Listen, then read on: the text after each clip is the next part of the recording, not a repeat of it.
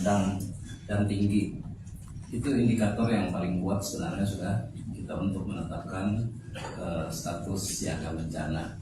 Dan yang kedua adalah sudah beberapa daerah terhadap statusnya di KTT memang sudah harus ditetapkan. Pemerintah Provinsi Kalimantan Utara atau Kaltara bersiap menetapkan status siaga bencana hidrometeorologi basah secara menyeluruh di wilayah provinsi. Hal tersebut disampaikan Asisten 1 Bidang Pemerintahan dan Kesejahteraan Rakyat Pemprov Kaltara, Datu Ikro Ramadan, saat memimpin rapat koordinasi penanggulangan bencana hidrometeorologi yang digelar di Gedung Gabungan Dinas 2 Jalan Agatis, Tanjung Selor hari ini. Untuk informasi selengkapnya akan disampaikan wartawan kami yang telah terhubung dari Tribun Kaltara, Desi Kartika Ayu. Rekan Desi, silakan laporan Anda. Baik, terima kasih rekan Alinda di studio. Memang benar pemerintah Provinsi Kalimantan Utara telah bersiap untuk menetapkan status siaga bencana hidrometeorologi basah secara menyeluruh di wilayah Kalimantan Utara. Hal tersebut telah disampaikan oleh Asisten 1 Bidang Pemerintahan dan Kesejahteraan Rakyat Pemprov Kaltara, yakni Bapak Datu Ikro Ramadan, saat memimpin rapat koordinasi penanggulangan bencana hidrometeorologi basah yang digelar kemarin di Gedung Gabungan Dinas Jalan Agatis, Tanjung Selor, Kabupaten Bulungan, di mana rapat koordinasi ini juga dihadiri oleh Kepala BPBD Provinsi Kalimantan Utara serta seluruh anggota BPBD Kabupaten dan Kota se-Kalimantan Utara secara daring. Selain itu juga mengundang BMKG Tanjung Harapan serta sejumlah organisasi perangkat daerah di lingkungan Pemprov Kalimantan Utara.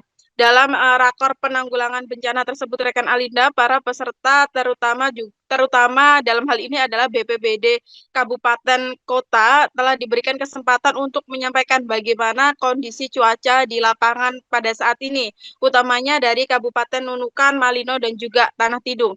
Meski disampaikan melalui kehadiran yang disampaikan secara daring atau online, rakor penanggulangan bencana ini tampak berjalan lancar kemarin, rekan Alinda.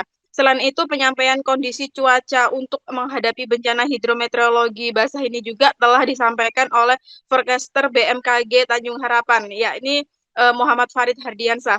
Disampaikan BMKG bahwa kondisi cuaca di Kalimantan Utara untuk beberapa minggu ke depan atau bahkan 1 bulan ke depan ini akan didominasi dengan curah hujan sedang hingga tinggi. Oleh sebab itu perlu kewaspadaan dini untuk memitigasi adanya bencana hidrometeorologi basah. Melihat kondisi tersebut, rekan Alinda, Datu Ikro menyampaikan bahwa penetapan status siaga bencana hidrometeorologi basah ini akan segera dilakukan oleh Provinsi Kalimantan Utara. Pihaknya menjelaskan bahwa penetapan status siaga bencana ini akan mengacu pada laporan kondisi lapangan dari BPBD Kabupaten Kota maksud kami, serta informasi resmi dari BMKG setempat.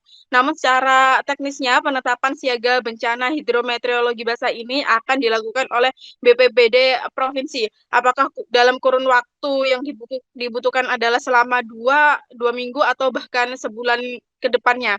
Menurut Datu Ikro Ramadan, penetapan status siaga kebencanaan ini akan dituangkan dalam surat keputusan dari Gubernur Kalimantan Utara yang mengacu pada instruksi Badan Nasional Penanggulangan Bencana. Disampaikan Datu Ikro juga bahwa 3 daerah di Kalimantan Utara ini telah lebih dulu menetapkan status siaga bencana, yakni Kabupaten Nunukan, Malino, dan juga Tanah Tidung. Dengan mempertimbangkan kondisi demikian, rekan Alinda, Pemprov Kaltara akhirnya menilai bahwa penetapan status siaga bencana di tingkat provinsi ini perlu untuk dilakukan lagi untuk memitigasi risiko adanya hidrometeorologi basah nantinya. Datu Ikro ini juga menegaskan bahwasanya langkah ini diambil sebagai upaya kesiapsiagaan pemerintah dalam menghadapi potensi bencana hidrometeorologi basah seperti banjir dan juga tanah longsor.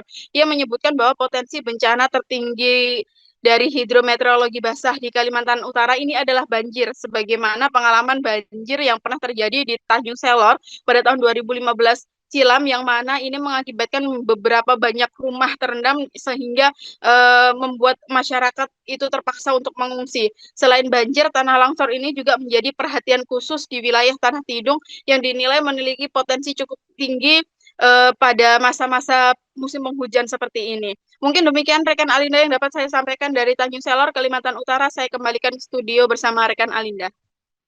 Baik, terima kasih rekan Desi Kartika Ayu dari Tribun Kaltara atas laporan Anda. Selamat bertugas kembali. curah hujan itu sekitar sedang dan tinggi.